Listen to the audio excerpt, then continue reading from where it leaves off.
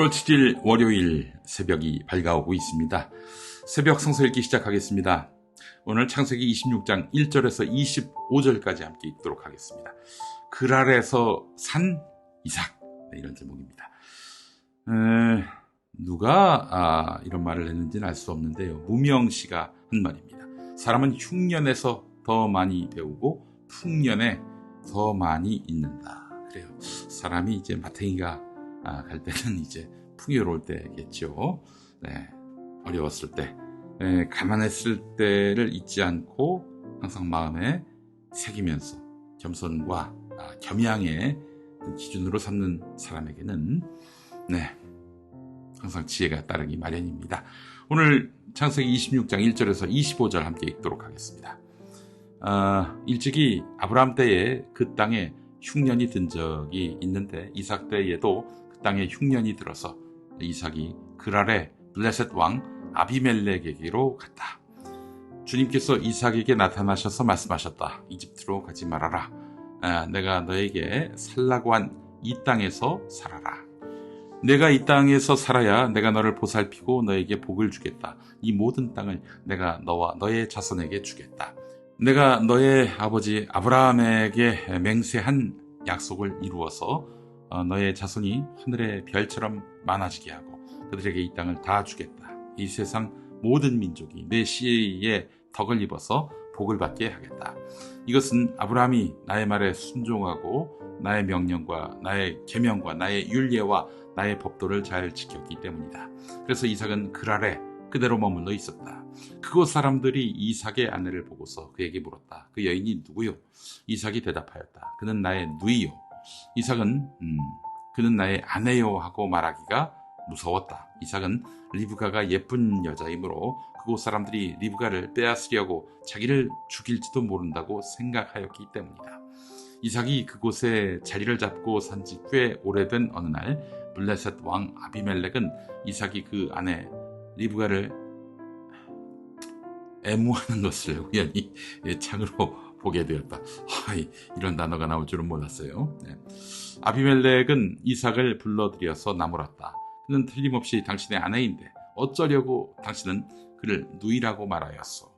이삭이 대답하였다. 저 여자 때문에 제가 혹시 목숨을 잃을지도 모른다고 생각하였기 때문입니다. 아비멜렉이 말하였다.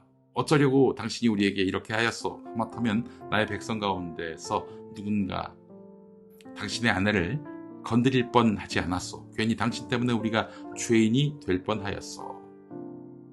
아비멜렉은 모든 백성에게 경고를 내렸다.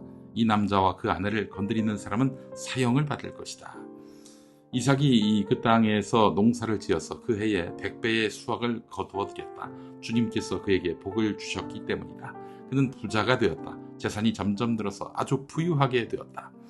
그가 양떼와 소떼, 남종과 여종을 많이 거느리게 되니 블레셋 사람들이 그를 시기하기 시작하였다. 그래서 그들은 이삭의 아버지 아브라함 때에 아브라함의 종들이 판 모든 우물을 막고 흙으로 메워버렸다. 아비멜렉이 이삭에게 말하였다. 우리에게서 떠나가시오. 이제 당신은 우리보다 훨씬 강하오. 이삭은 그곳을 떠나서 그랄 평원에다가 장막을 치고서 거기에 자리를 잡고 살았다. 이삭은 자기 아버지 아브라함 때에 팠던 우물들을 다시 팠다. 이 우물들은 아브라함이 죽자 블레셋 사람들이 메워버린 것들이다. 이삭은 그 우물들을 그의 아버지 아브라함이 부르던 이름 그대로 불렀다. 이삭의 종들이 그랄 평원에서 우물을 파다가 물이 솟아나는 샘줄기를 찾아냈다. 샘이 터지는 바람에 그랄 지방 목자들이 그 샘줄기를 자기들의 것이라고 주장하면서 이삭의 목자들과 다투었다. 우물을 두고서 다투었다고 해서 이삭은 이 우물을 에색이라고 불렀다. 이삭의 종들이 또 다른 우물을 팠는데 그랄 지방 목자들이 또 시비를 걸었다. 그래서 이삭은 그 우물 이름을 신나라고 하였다.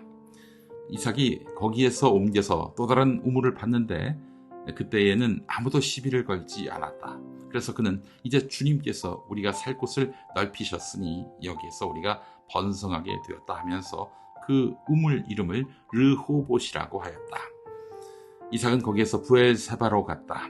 그날 밤에 주님께서 그에게 나타나셔서 말씀하셨다. 나는 너의 아버지 아브라함을 보살펴준 하나님이다. 내가 너와 함께 있으니 두려워하지 말아라.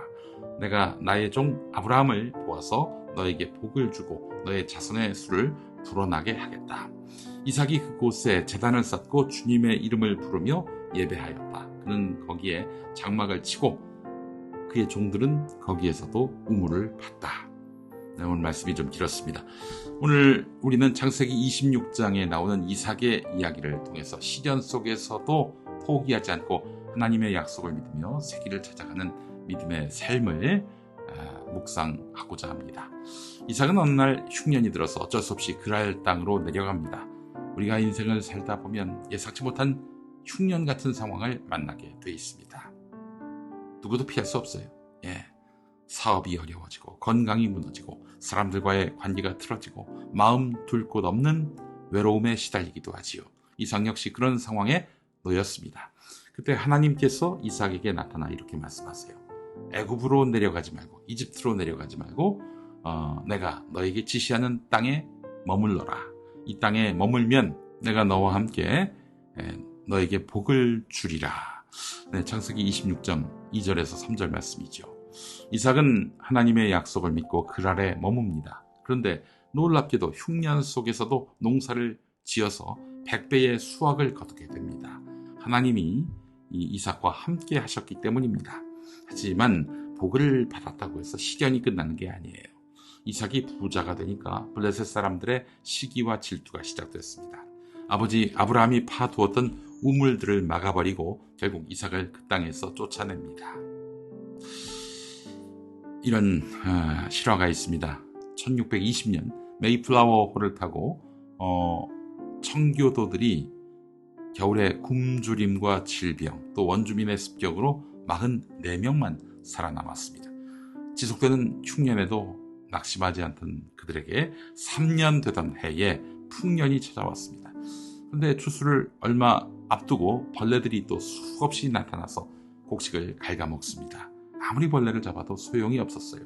그들은 한자리에 모여서 손에 손을 잡고 울면서 기도했습니다. 그러면서 밤새 회개했어요. 신앙의 자유를 찾아 이곳에 왔지만 하나님의 은혜를 기억하지 않고 살아왔던 저희를 용서해 주소서. 와서 정착하다 보니까 다 자기를 잘라서 이렇게 성공한 정착이 된 줄로 알았어요. 그러나 하나님 도와주시지 않으면 뭐 먹을 게 없어요. 기본적으로. 자, 이렇게 회개했더니 이튿날 엄청난 놀라운 기적이 일어났습니다.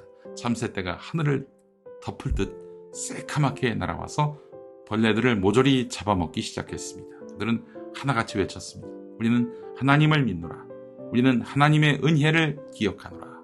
그 일로 그들은 하나님께 드리는 감사가 부족했음을 깨달았고 그렇게 소홀히 여겼던 예배를 풍성하게 드렸습니다. 이게 바로 추수감사절의 기원입니다. 자, 이로부터 울며 씨를 뿌리는 자는 기쁨으로 단을 거둘 것이다. 이런 추수의 원리와 하나님 은혜에 대한 감사의 정신이 후손들에게 계속 이어진 것입니다. 물론 이자들이 항상 또 매번 하나님께 그 은혜를 감사했느냐? 감사했을 수 있는데 그 원주민들에게 했던 악마적인 행동, 이것도 한번 복귀할 필요가 있어요. 그래서 평화나무가 매 추수감사절 즈음에 원주민 학살을 참여하는 기도회를 올리거든요. 자, 어쨌든 흉년 기간에 하나님의 은혜를 생각했다는 점은 우리가 한번 복귀해 볼 필요는 있을 것 같아요. 자, 이삭에게는 무슨 일이 일어났을까요?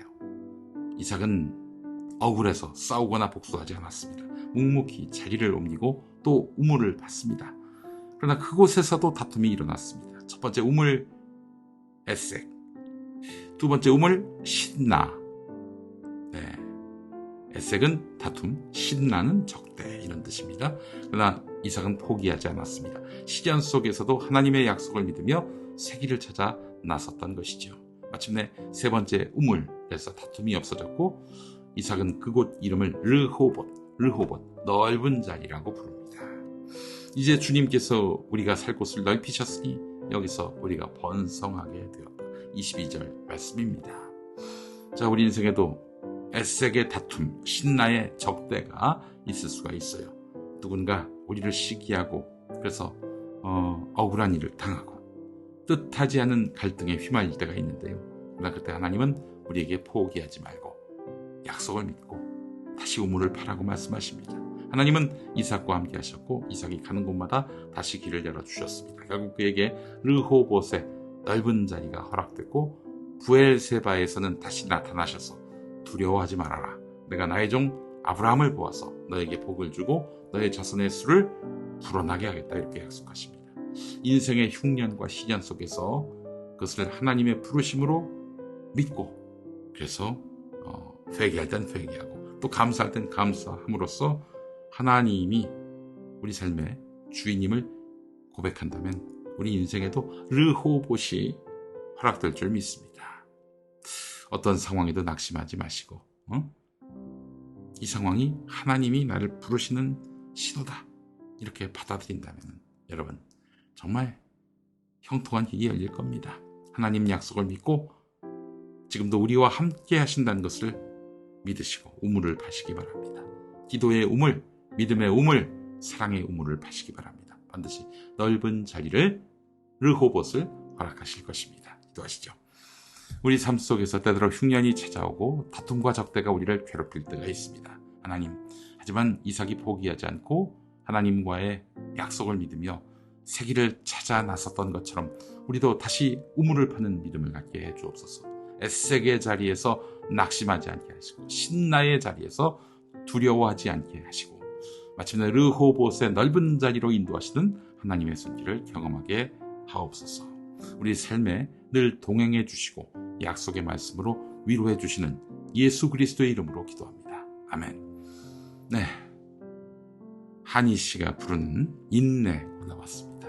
찬양 함께 하시면서 오늘도 르호봇으로 나를 이끄시는 하나님을 만나시기 바랍니다. 저는 내일 다시 오겠습니다.